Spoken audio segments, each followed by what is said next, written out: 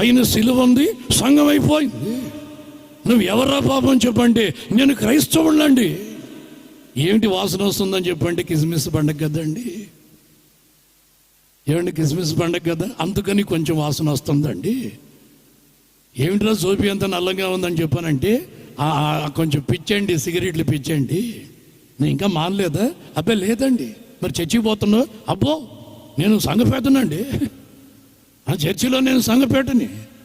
కిటికీలో చూడండి నా లంగర్ సుట్ట పెద్దగా ఉంటుంది అన్నిటికంటే, సంఘపేదని నేను.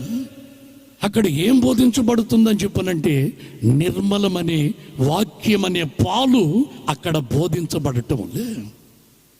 బలమైనటువంటి ఉపదేశం అని, ఏ ఉపదేశానికి క్రీస్తు యేసు మూలరాయి ఉన్నాడో, పునాదిగా ఉన్నాడో, ఆ ఉపదేశం, ఆ బలమైనటువంటి ఉపదేశం అక్కడ బోధించబడటం లేదండి.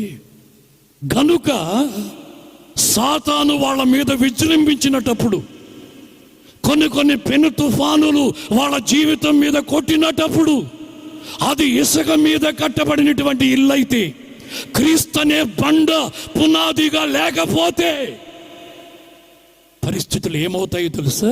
ఇటు తిరిగి ఇటు చూసే లోపల ఏమైపోయాడు రా జోసఫ్ అన్న, కొట్టుకొని పోయాడు. మరియమ్మ తల్లి ఏమైపోయింది? కొట్టుకొని పోయింది. కారణం, కొన్ని సమస్యలు వచ్చాయి, కొన్ని ఇబ్బందులు వచ్చాయి, కొన్ని కరువు వచ్చింది, ఏమండి కొన్ని అప్పుల సమస్యలు వచ్చాయి.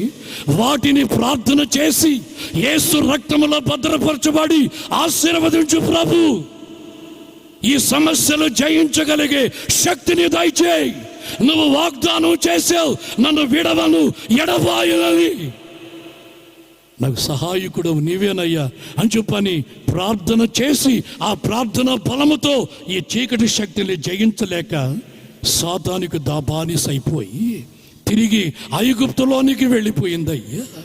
ప్రియమైనటువంటి వాళ్ళారా, కానీ బలవంతులుగా ఎవరుంటారో తెలుసా? సత్యం ఉంది, కానీ సర్వసత్యము కూడా ఉంది. సర్వసత్యం ఉంది గనుక నిన్ను పరిశుద్ధపరిచి, నిన్ను పెళ్లి కుమార్తెగా అలంకరించి, నిన్ను ప్రభు రాకడికి సిద్ధపరిచి, ఆ నిత్యానిత్య మహిమలోనికి నిన్ను నడిపించగలిగే ఉపదేశం, సమర్పణ, త్యాగము కలిగినటువంటి ఉపదేశం, అది ఆది అపోస్తులుల ఉపదేశం.